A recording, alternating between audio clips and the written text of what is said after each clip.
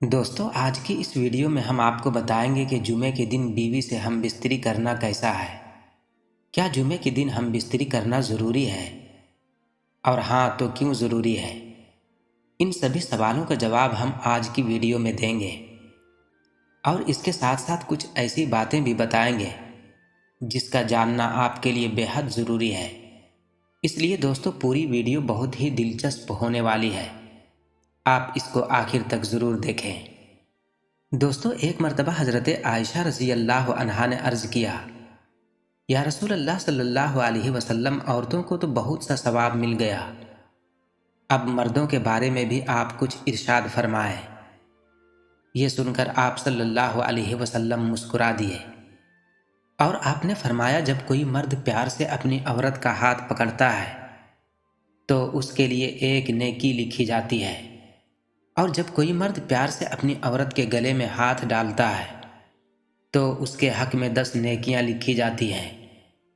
और जब वो अपनी औरत के साथ जिमा करता है यानी कि हम बिस्तरी करता है तो दुनिया व माफिया से अफजल हो जाता है, और जब वो गुस्ल करता है तो उसके बदन से जिस जिस बाल पर से पानी गुजरता है तो उसके लिए हर एक बाल के बदले में एक नेकी लिखी जाती है, और उसका एक गुनाह माफ़ हो जाता है, और उसका एक दर्जा भी बुलंद कर दिया जाता है। और बेशक अल्लाह ताला इस पर फ़ख्र करता है और अपने फरिश्तों से फरमाता है कि मेरे बंदे की तरफ देखो, ऐसी सर्द रात में भी गुस्ले जनाबत के लिए उठा है, और वो इस बात पर यकीन भी रखता है कि मैं उसका रब हूँ। ऐ फरिश्तों, तुम इस बात का गवाह रहना कि मैंने उसको बख्श दिया है। मगर अब सवाल आता है कि क्या जुमे के दिन भी मियाँ बीवी को जिमा करने की कोई फजीलत है। ये एक ऐसा सवाल है कि जिसके बारे में आम तौर पर किसी से पूछना सही नहीं समझा जाता, लेकिन इसके बारे में हर मुसलमान को मालूम होना बहुत ज़रूरी है। अब इस सवाल का जवाब क्या है, इसके बारे में उलमाए किराम का क्या कहना है, और इस सवाल से हदीस पाक में क्या आया है, आज की इस वीडियो में हम आपको सारी बातों की जानकारी देने वाले हैं। अगर आप शादीशुदा हैं तो इस वीडियो को आखिर तक ज़रूर सुनें और मेहरबानी करके इसे दूसरों तक शेयर भी कर दें ताकि और भी लोगों के पास ये वीडियो पहुंच जाए।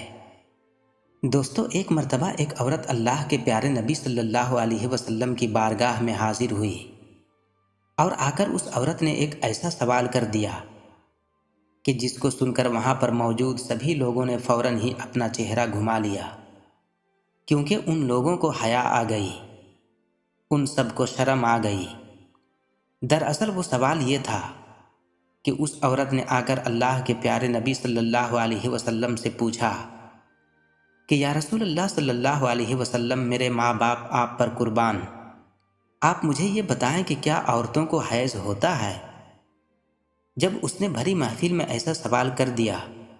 तो सब लोगों ने शर्म से अपना चेहरा घुमा लिया, क्योंकि ऐसा सवाल उस वक्त के दौर में अच्छा नहीं समझा जाता था, यानी कि उस दौर में ऐसा सवाल कोई भी किसी को नहीं पूछता था, इसको शर्मिंदगी का बाइस समझा जाता था। मगर अल्लाह के प्यारे नबी सल्लल्लाहु अलैहि वसल्लम ने इस भरम को तोड़ते हुए उस औरत को जवाब दिया, हाँ, औरतों को हैज़ आता है। तो दोस्तों इस हदीस पाक से पता चलता है कि इस्लाम के अंदर इस तरह का सवाल करने में कोई हर्ज नहीं है जिसका ताल्लुक़ किसी भी तरह से जिस्मानी कैफियत के साथ हो। ऐसा सवाल पूछने में इंसान को कभी भी शर्म या आड़ नहीं करनी चाहिए, क्योंकि शर्म या आड़ के चक्कर में कई बार इंसान ऐसे बहुत सारे नेमतों से महरूम रह जाता है जिनका उसको सवाब मिलना होता है। और दोस्तों लोगों में ये भी बात बहुत मशहूर है कि जुमे के दिन बीवी से हम बिस्तरी करने की कोई ख़ास अहमियत नहीं है, इसका कोई भी सवाब नहीं है। तो हम आपको बता दें कि ऐसा कहना गलत होगा, क्योंकि इस हवाले से एक रवायत का जिक्र किया जाता है, और वो रवायत ये है कि हज़रत अबू हुरैरा रज़ी अल्लाह अन्हु फरमाते हैं कि अल्लाह के प्यारे नबी सल्लल्लाहु अलैहि वसल्लम ने फरमाया कि अगर तुम में से कोई परेशान हाल है, कोई परेशान हो गया है, तो उसको चाहिए कि वो अपनी बीवी के साथ हर जुमे को हम बिस्तरी करे,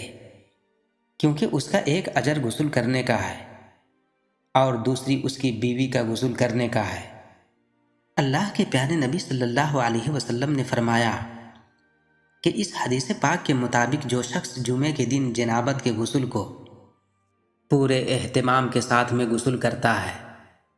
اور پھر پہلی فرصت میں مسجد میں جاتا ہے تو گویا کہ اس نے اللہ کی خوشنودی حاصل کر لی اور اس نے ایک اونٹنی کی قربانی کر دی۔ اسی طرح سے اگر کوئی دوسری فرصت میں مسجد میں جاتا ہے تو گویا کہ اس نے ایک بیل کی قربانی دے دی، اور اگر کوئی تیسری فرصت میں مسجد میں جاتا ہے تو گویا کہ اس نے ایک مینڈک قربان کر دیا، اور اگر کوئی چوتھی فرصت میں مسجد میں جاتا ہے تو گویا کہ اس نے ایک مرغی کی قربانی دی،